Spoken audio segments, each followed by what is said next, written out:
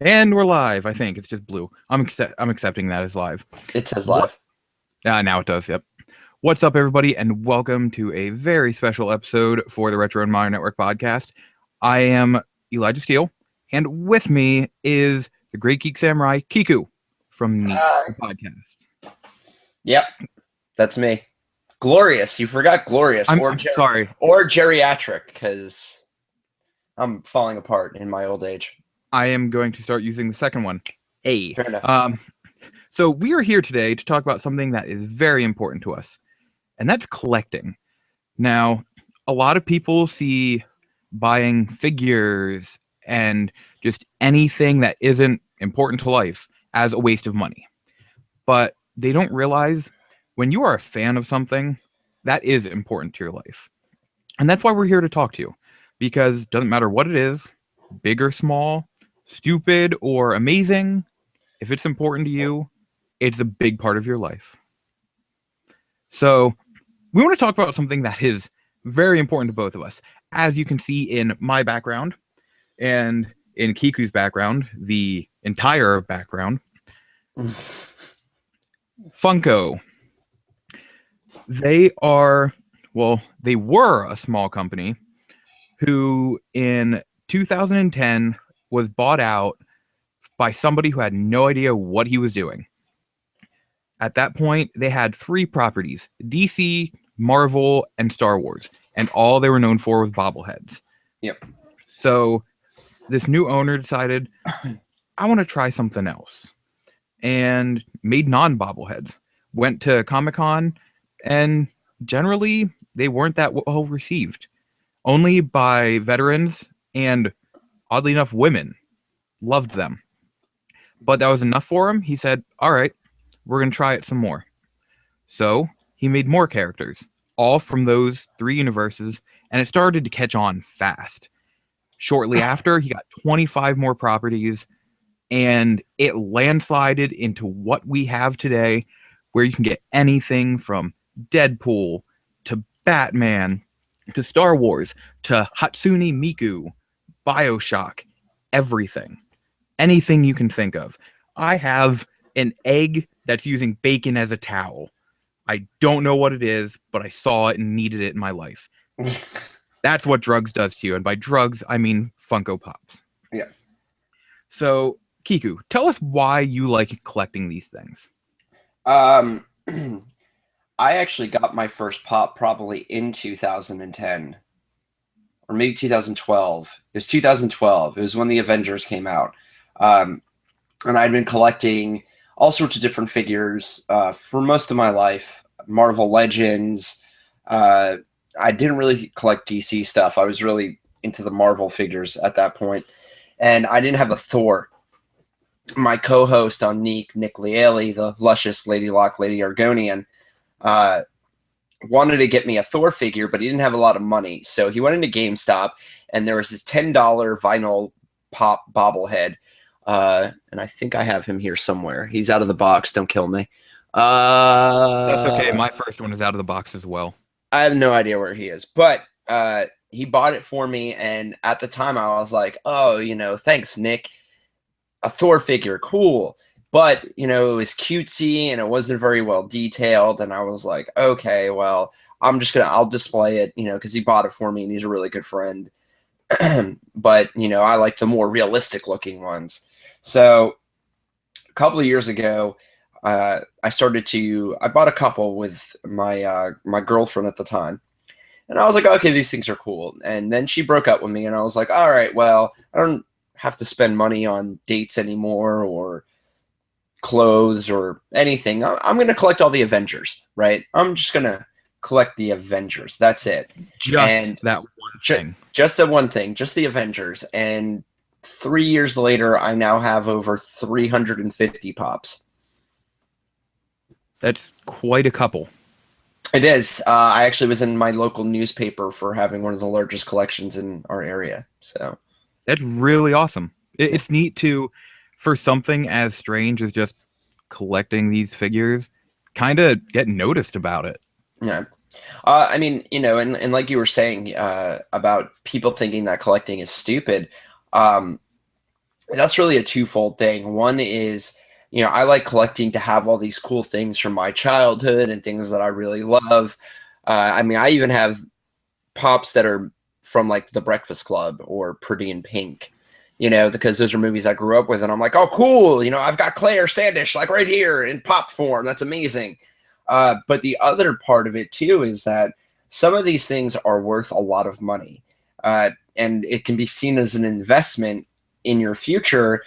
Like right now, if I sold my pop collection, it's worth well over the $10 for each pop. I have some that I will actually show later that are worth a lot more than that. So Yeah, I think that's what a lot of people don't really understand is it is an investment. One of the big reasons I do this where I collect games and movies and pop figures, a lot of them won't be worth hardly anything, yeah, but a lot of them will be worth a lot more than you expect. I don't have it right here in front of me. It's back in like the middle of my shelf, but I have a black and white Harley Quinn that I got from Comic-Con last year. Last year, and I bought it for $20. I checked last night, and it is currently going for $90. that's almost 5 times worth what it was. Yeah, so it's kind of crazy, but same time, one day my kids will get this stuff, Yeah, unless I go absolutely broke and decide I could use a house right now. Then it will. That's kind of one of the reasons I do it, is so they can get these, and eventually they'll be better off without even knowing it. For me, when I got into them, I didn't know anything about them. I'm like, I see these all over. What the hell are they? But I eventually bought my first one because addiction gets the better of me. I got Elsa from Frozen, and I took it out of the box because at the time I didn't realize it was a big deal. And I'm like, this is the only one I want. I love Elsa. And then I found out they make Hatsune Miku ones. I'm like, okay, well, I'll get the Hatsune Miku one. Oh, here's a different colored Hatsune Miku one. All right, I like her enough, I'll get it. Oh, they make all the Vocaloids. And then it just spiraled from there. And now, like you said, I've got everything from Breakfast Club, one of my favorite movies, Star Wars, BioShock, which is one of my favorite games of all time, Fast and the Furious, because that's a thing. And it's it's because you live your life a quarter mile at a time, Elijah. That's what it is. I'm always hungry. Pockets ain't empty, cuz. Oh no, they are empty because I keep buying pops. So it spans anything you want anymore. It's not just little comic figures. It's not just little movie figures. It is a way to look at your collection and say, I love all these things. All these things are important to me. And it's just really nice because they aren't that expensive. They're like $10 usually. And it's just a little space on the shelf and you just care about it. Definitely. I think also another cool thing for me is people that know that I have a large collection. The first time they come to my house, they'll come in and they'll be like, all right, I want to see the pop room, because it literally is a pop room. You can ask Josh, my co-host on Neek. The Deep and Sour Cream actually came to visit for a convention here. And when we walked in here the first time, he was just kind of like in awe at all the nerdy shit that was surrounding him. It's cool to see that reaction on people's faces when they walk into my office, the pop room, and they're just like, they're looking through and they're like, oh my God, I didn't even know they made this. And I'm like, yeah, they make that. They also make this too. And like, oh my God. And you see the inner nerd come out of them. And it's really awesome to see. Yeah, they really do make for anything, and everybody can enjoy them. I mean, I just bought my mom a Funko for her birthday. Yeah. I bought her, I can't even remember his name, but he's somebody from Doctor Who that she's absolutely in love with. And after that, she's like, I'm going to be getting more of these things. It spirals. It's a spiraling habit. Yeah, I actually bought, today's actually my girlfriend's birthday. And no, I'm not spending time with her by doing this show. She's actually at work right now. But I bought her Maka from Soul Eater for her birthday because that's one of her favorite anime. Funny story, I just picked up 5 Funkos yesterday, again, because I have no self-control. and I picked up the other character from Tokyo Ghoul that I don't have. I want to say his name is Ken. Ken Kaneki, Yes. the main character of Tokyo Ghoul. I've seen 2 episodes. You're the host of the anime F-bomb. Oh my god. I mean, when they start making "Is It Wrong to Try to Pick Up Girls in a Dungeon" pops, they will have my heart I'll for the go rest broke. of the time. Yeah, I will go broke. I love that show. But I also picked up 2 Soul Eater ones, Maka and the main character from that show. I've never seen Soul Eater. And 6 and Lieutenant Starbuck from Battlestar Galactica. Nice. Because I saw them there, and I have to have them in my collection. That show is so amazing. It's from the new series, let me point out, from the new Battlestar Galactica. That series was so good. It just spoke to me on so many levels because of the sci-fi, yet just very interesting way that it tells its story. It's amazing. So I want these little figures to sit on my shelf to show I love this story. Yeah, I have a Dharma from the old show. Oh, Dharma. Not Edward James Olmos. I forget who played the original Adama. Yeah. I have him. I'm trying to remember, but yeah, I know who you're talking about. The old one was very good too. Yeah. But Funkos are not the only reason we're here to talk. Mainly for Kiku it is, because that's his thing. We're also here to kind of show off a couple of our favorite collectibles. First off, it might be my thing, but my toy collection is a lot larger than I think most people think it is. I have no doubt. Most people only see the Funko Pop because that's what I choose to display behind me during all of our, shows and whatnot. But I have actually a whole section of DC and Marvel stuff, and I have Star Wars stuff underneath me. As you know, because we showed up, in the pre-show, I have a lot of Final Fantasy stuff. Which is a series after my own heart. Yep.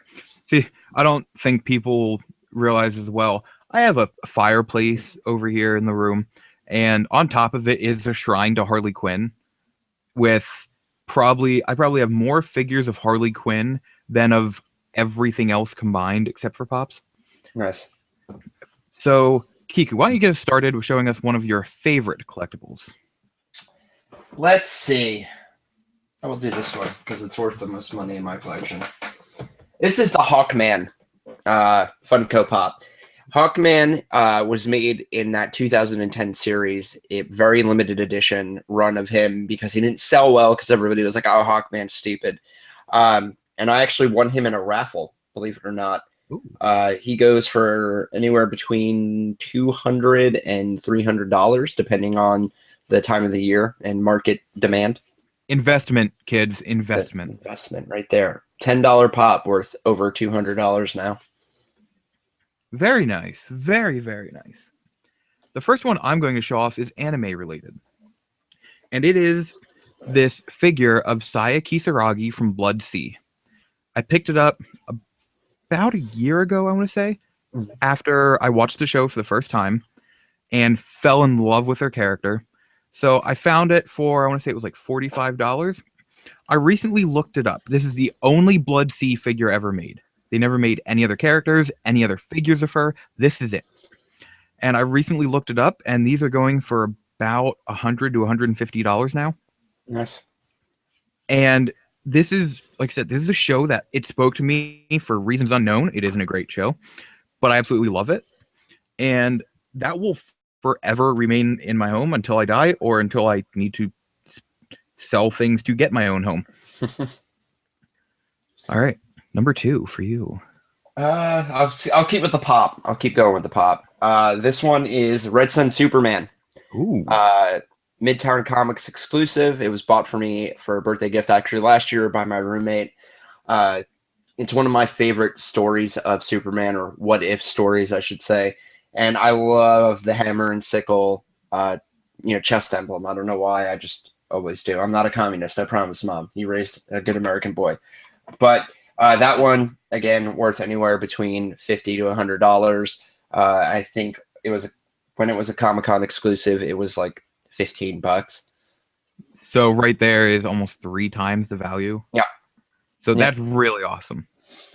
Another thing we haven't really gone too far into detail with is replicas. Now, a lot of people are like, oh, you saw a sword in a movie. Why would you want that sword? Because it's not about the sword itself. It's about the story behind the sword, either in screen or in book form. It's about what's behind it. So for me, the biggest replica I have was given to me on my birthday 2 years ago by a good friend of mine, and it is a replica potion from Final Fantasy VII. It's from the 10th anniversary, and they keep trying to get me to drink it, which isn't going to happen. When you open it up, there's a nice little inside. There is a 10th anniversary booklet in the back that is really sexy looking. But the important thing here, let me get it out of the box. Actually, I haven't done this in years. Is this potion. It is exactly a replica potion vial from Final Fantasy VII. Final Fantasy VII is my favorite game of all time. It is the game that got me into gaming. I've spent hundreds of hours, played it multiple times, only ever finished it once because my PS1 was a bitch. And this right here is the perfect example of why I am who I am today. I've drank these things in game thousands upon thousands of times, and now I can have this on my shelf just being like, I'm going to make a fan Final Fantasy VII movie someday. It's going to be terrible, and I'm going to use this in it. But like I said, it sits there, and everyone who comes in, that's a way to say, you know, I am very passionate about this. It may be something stupid to you, but to me, this is a huge portion of my life. I don't have many replicas. I don't have too many. I have a watch that was used that is kind of a replica from Resident Evil.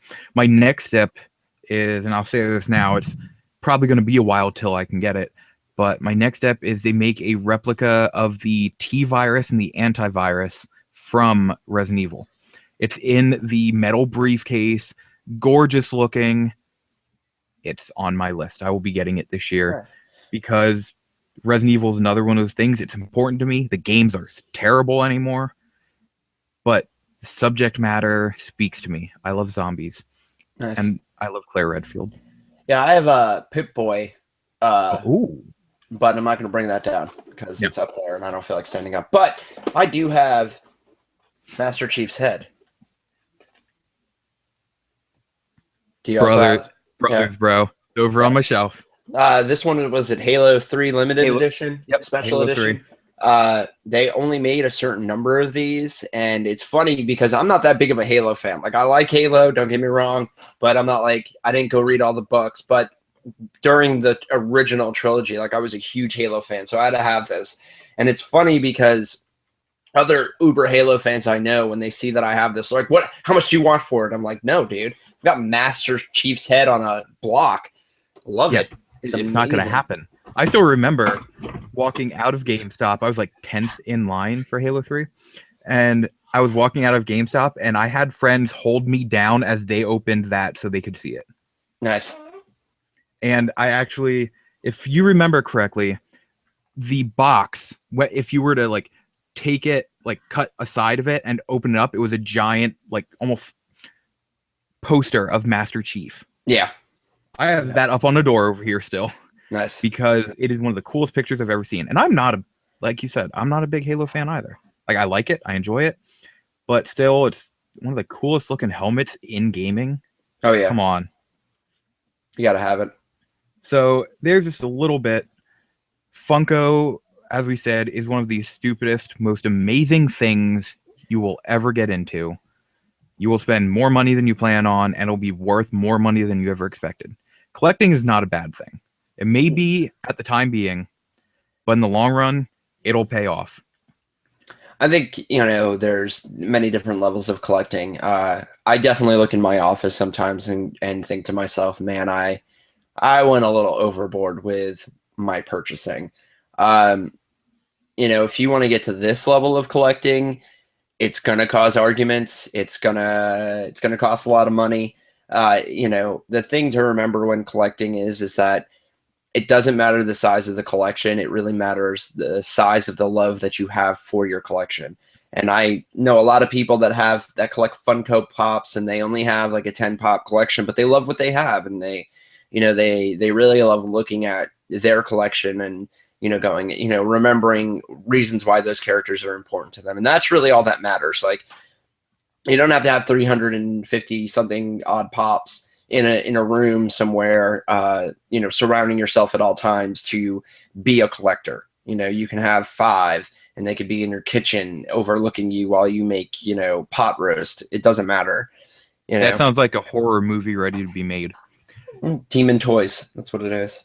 Yeah, he's right. The love for your collection is all that matters. Like I said, I started out with like 5 Funkos, and I absolutely loved them. I'm a huge Hatsune Miku fan. No one else I know is, and I don't care because I know I love these things. And that's why collections are important. It's why replicas, any figures you have, if they are important to you, that's what matters. Doesn't matter what it's of. It could be a figure from Reboot. If that's what's important to you, then that's what is important, at least what should be important to everybody. But now that we're just about done at the end of the show, I want to see everyone else's favorite collectibles. Either reply to this video or even hit me up on Twitter at LocalLizardMan. And I want to see what you have, what you enjoy, what you love. It can be anything. Now, we're at the end of the show. I want to thank Kiku for coming on for us. Sure. Kiku, where can everyone find you? God, where can't you find me? Let's start with that. Your home address.